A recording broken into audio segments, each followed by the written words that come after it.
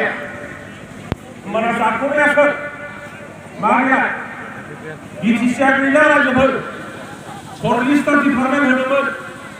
गारा बगा बिराद मबाइलनि माबायाव खोथा बुङो जोंहा एम साहाबमोनहा मा गया बे गोरोंनि खामानि ना रोङैनि ना मुंख'यै जों लाबोदों 6 शेड्यूल जोंनिया 40टा डिपार्टमेन्ट जों लाबोदों 40टा डिपार्टमेन्ट लाबोनानै जों बुंदोंमोन जोंनाव शिक्षा विभाग दङ जोंनाव फरेस्ट विभाग दङ जोंनाव इरिगेशन विभाग दङ जोंनावहाय एग्रिकालचार विभाग दङ दिनै बेनि गेजेराव बे शिक्षा विभाग बे फरेस्ट विभाग बे एग्रिकालचार विभाग बे इरिगेशन विभाग गिदिर बे हेल्थ विभाग चिकित्सा बेखौ गासिबो हरफिनजोब्बाय बिथांमोनहा बुंदों हरफिनाखै रायजोफोरजों जोंनो दङ नै बेखौ हरनानै जों दा डिसिफोरखौ मोनजोब्बाय जों खामानि मावबाय नङा नङा जोंनि दिनाव डिसि गैयामोन नामा जोङो चिरां जिल्ला बानायदों आंनि बिदायानो प्रथम डिसि चिरां जिल्लानि सोलोंना लाथों मिथिना लाथोंसो बेबा बे डिसि जोंनि बिदाखौ जोंजों हाबखादों नामा हाबा डिसिया जाहैबाय आलादा अनुस्थान नोंनि बिटिसिनि आन्दाराव गैया जोंबो बिदोंमोन डिसिखौ जोंनो होनांगौ डिसिखौ मोननाय माने आलादा हादोर बायदि जायो बेखाय गभर्नमेन्टआ होआखै खिन्थु बै समाव डिसिफ्रा जोंखौ नुब्लानो गसंथाङोमोन गसंनानै गावसिनि सियारखौ बोथ्रोदनानै जों बुजिलायोमोन दानिया एमफ्रा मानो गावसिनि आन्दाराव फैनाया नोंथांमोननि एमोनहा डिसिनाव थाङोब्ला सिलिपसिन लिरना हरनांगोन आंनो गहमनो हागोन नामा होननानै डिसिया जुदि बुङा आंहा दिनै टाइम गैया उनाव फैदो थांफिननो नोङो मिथिबाय आरो एमसिएलए बिथांमोना थांनानै मा बुङो बे डिसिखौ सार जाय डिसिफ्रा जोंखौ नुनानै थरथरजियो जाय डिसिफ्रा जोंखौ नुबानो सार बहक होनो बिसोरखौ दिनै बिटिसिनि नेताफ्रा सार होनो थिनो मा जाखैलाय साख्रि होगोन होनना बुंदों न'खर संथि नैबे बिथांमोनखौ आं खावलायो आं जि खोथा बुंदों बेखौ जेन' फेसबुकाव हगारना होयो साख्रि हगारना होगोन माबा साख्रि होगोन होनना बुंदों इलेक्सनाव न'खर साख्रि होगोन साख्रिया बोरै होयो जोंबो साख्रि होबोदों बोसोरसेयाव गैयाब्लाबो 1000 जन गाहाम जोङो साख्रि होबोदों एखनब्ला फरेस्ट विभागनि एखनब्ला शिक्षा विभागनि मास्टार खेरानि बायदिसिना एखनब्ला पिडब्लिउडि आरो बेखौ जोङो माबोरै होदोंमोन CSB सेन्ट्रेल सिलेक्सन बर्ड बे क्षमताखौ जों लाबोदों बिटिसिआव दिनैनि बिटिआरआव बे क्षमता गैया एपइन्टमेन्ट होनायनि ओंखायनो मा खालामबाय दाख्लै क'क्राझाराव सिलेक्सन जानायखौ नुदोंना नुवाखै इन्टारभिउ जानाया जोंनि क'क्राझारनि बिटिसिनि जि साख्रि दं 800टासो पस्ट दङ फर ग्रेड आरो ग्रेड 3 बिनि साख्रिखौ एपइन्टमेन्ट होनो थाखाय आसाम गभर्नमेन्टनिफ्रायसो इन्टारभिउ लाफैनो थाखाय बिटिसिआ गैया अब्लालाय नोंनि हबे स्कुलनि चौकीदार साख्रिखौनो बे इउपिपिएल गभर्नमेन्टआ होनो हाया नोंनि बे रानि खाथायाव माबा अफिस दंब्ला बे फरेस्ट अफिसा बिनि थार्ड ग्रेड बिनि बे फरेस्ट गार्डआ जों जे खालामना होबोदोंमोन फरेस्ट गार्ड मेरला होदोंमोन बे जायगानिफ्राय बेबायदि बे केरेला मोनहा दिनै साख्रि होनो हाया सेन्ट्रेलाइजनो आसामजों दा आसामजों थांबाय नालाय आङो बुंखायो जोंनि बिटिसिनि गुबुन हारि आदिबासि नेपालि राजबंशी रावबो साख्रि मोना मानो मालाय आसामनि बहुत केन्डिडेट दं गोरोंफोर दं जोङो बर'फ्रा बिटिसिनि गभर्नमेन्ट जानानै मा मोनगोन आसामजों थांबाय नालाय 10% आसामनि साख्रि जाबाय नालाय बियो बे लिस्टआव सहैबाय जोङो ट्राइबेलखाय बिटिसिनि बर'फ्राबो बिटिसिनि साख्रियाव खालि 100 जन 200 जन मोनगोन गोदो केरेला मोनहा न'खर गैयामोन बोरो केरेलानो 70,000 75,000 गैया माने दासिमबो मोनसे होनो हायाखै आरो बिथांमोनखौनो इसोरफोर बायदि मोदायफोर बायदि दाबो जोंनि रायजो राजाफ्रा खाथि थानो मोनोब्ला गावखौनो बिराद गौरब मोनो फैसा गैया हारिफोर जों नोंथां फैयाखै बिकेपनि मानसियाल' लानाखै इउपिपिनि मानसिफ्राबो रानजोबदों फैसा गैया बिटिसिआव आगोलनि 2020 आरो 21नि बाजेटखौ जों बानायबोदों बिनि बाजेटआ जाहैबाय 672 कोटिमोन लिरनाला 672 कोटि 672 कोटि दाना बिनि नेक्स्ट 2021 आरो 22निखौ बिसोर खालामबाय बिसिबां हरनांगौ 600 कोटिल' जोंना 10% बानायोमोन 740 कोटि जायोमोन जोंनि गभर्नमेन्टआ दा बिसोरो बेसेबां मोनो 600 कोटि 600 कोटियाव 31 मार्चआ जाहैबाय एयार एन्डिं बे मुर्खफ्रा मिन्थिना मिन्थिया एयार एन्डिं 31 मार्चनि गेजेराव जुदि फैसाखौ बाहायनो हाया बे लेप्स थांफिनो दा 31 मार्चसिमाव मा हरदों बिथांमोना 300 कोटिल' 300 कोटियाव 272 कोटिखौनो साप्लाय खालामनानै जादों रायजो 272 खौ साप्लाय खालामनानै जादों बिटिसिआव बे सेन्ट लेभेल आरो बे बिटिसि दरखं मोखाङाव माबा डिमापुरनि खुन्थिया बानायदों आरो बे गेस्ट हाउसखौ न' लुदों बेबायदियाव 28 कोटिसो खरसा खालामदों 300 कोटियाथ' फैयासै दाना फैयासै नालाय गभर्नमेन्टजों रायज्लायफिननानै बिसोरो दा बे 300 कोटिखौनो बहा हरनो सोरनो बिल होनो मा खालामनानै बेसेबां आं बेसेबां पार्सेन्ट मोनगोन 20% 25%नि जोंखौ गोदो बुंबाय जाख्ल'नाय दाना गावस्रा देग देग जाख्ल'नायल' बे गभर्नमेन्टआव जेबो गैया बे नैबेजों ट्राक गथायनि ट्राक थाङोब्ला फैसा लाखिनाय अबेबा महल खानो महल जाथिनिफ्राय फैसा खानाय बेल' खामानि बिसिना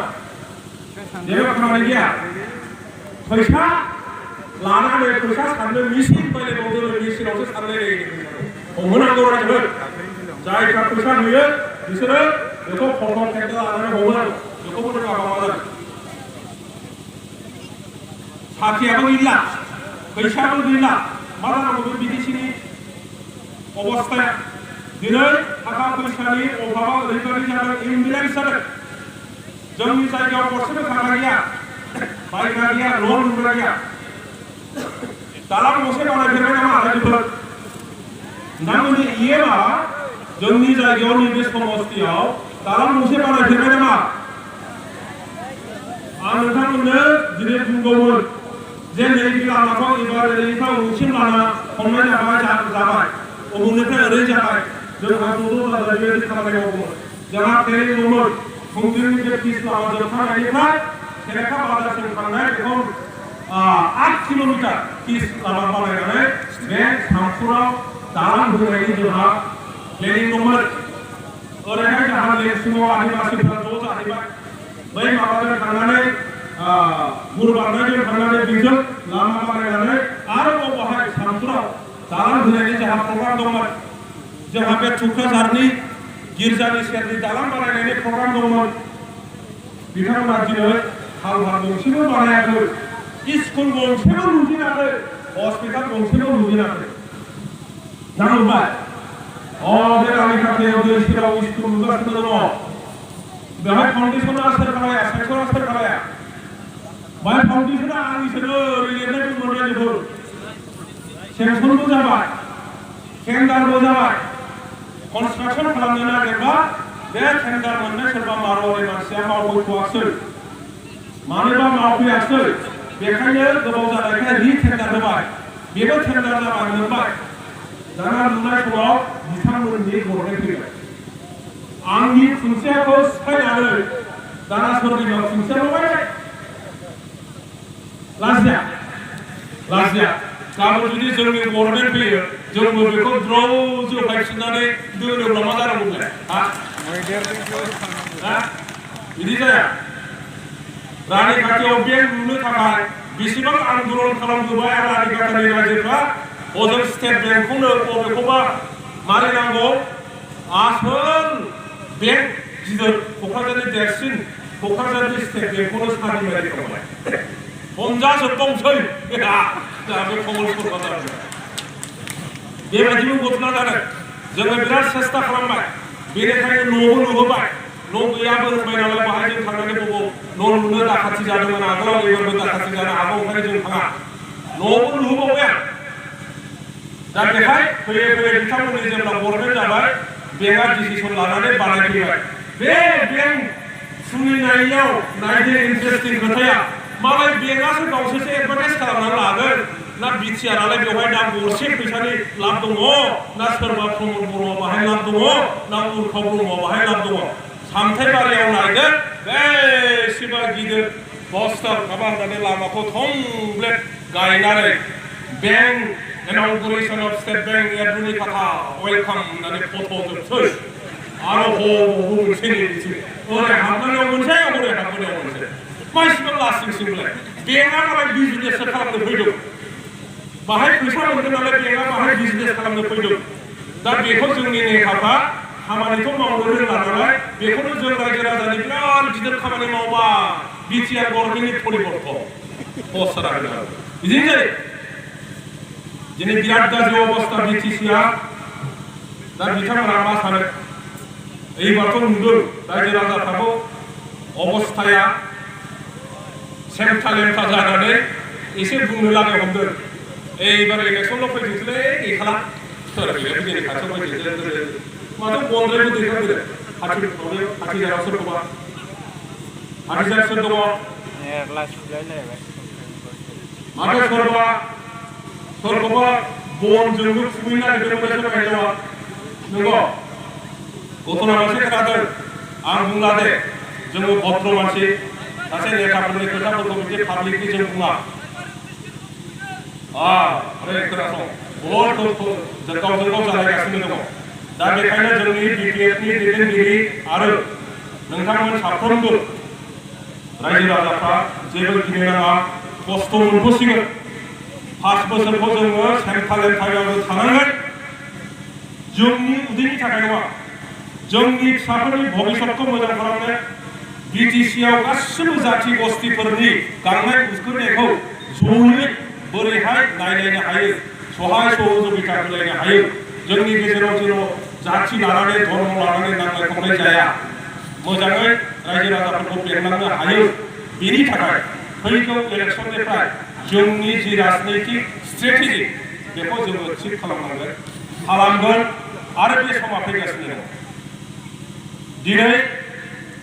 बिथांमोनहा गोजौआवबो सौहैया गाहायावबो सौफैया गामियावबो हाबासो मा खोथा बुंहैगोन बियो नैबेखौ जों मावदों होननानैसो बुंनो गैला मावगोनबो बुंनो हाला खारन गावसोर बिसोर आन्दायजोब्बाय गावनि क्षमताखौनो जुदि हरफिनोब्ला थाखा फैसा गरसे जुदि लाबोनो रोङाब्ला मा जागोन केस होदों जों रायजो नोंथांमोनाथ' मिथिगौ जोङो केस होदों केस बिथांमोना जोंनि बुन्था खालामनानै जोंखौ सावबाय मा खोथा जाखो बियो जोङो मा अयनाय खालामदों नामा जोङो बुंदों जे बिटिआरनि नैबे सुखिया बिटिसिनि थाखाय गाज्रि गामि दानखौ नागिरदों जोङो गामि दानखौ होआ जोङो कर्टआव एपिल खालामदों गामि दानखौनो नागिरनायखौ बन्द खालाम जि सरलथा डिपार्टमेन्ट लांफिनदों बिटिसिनि क्षमताखौ गैया खालामदों बेखौ उथायनांगौ सरलथा डिपार्टमेन्टखौ हरफिननांगौ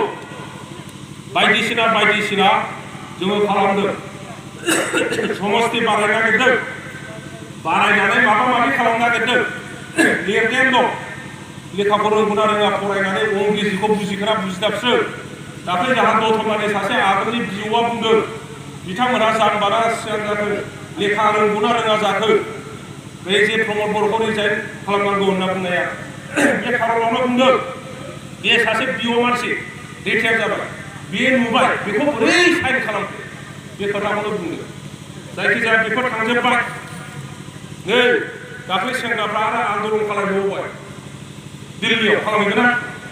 दाना जेब्ला आन्दलन खालामहैयो बिथांमोननि मानसिफ्रा मा बुंदों आन्दलन मानो नांगौ आयै दाख्लैसो जोङो जेब्ला रायजो खुङो बिसोरो हाइवे बन्द माबा रेडिअ बन्द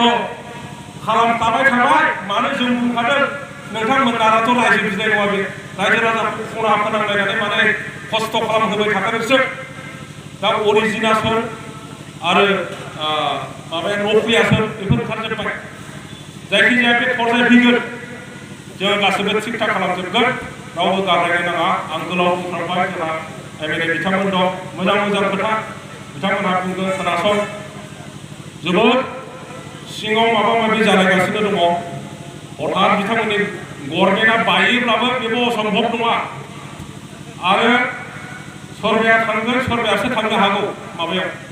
मा होनोमोनलाय न'गोजायाव बेखौबो गोसोआव लाखा रावखौबो जोंखौ जेरैबायदि बुंदों बिसोरनि अयनाया गासैबो थन्न थन्न ओंखारजोब्बाय थाइसे थाखा गैया दाख्लै हनै जोंहा देरहासार बसुमतारिया एसेमब्लियाव दांना होबाय माबाया थिन बेसेबांबा खौथि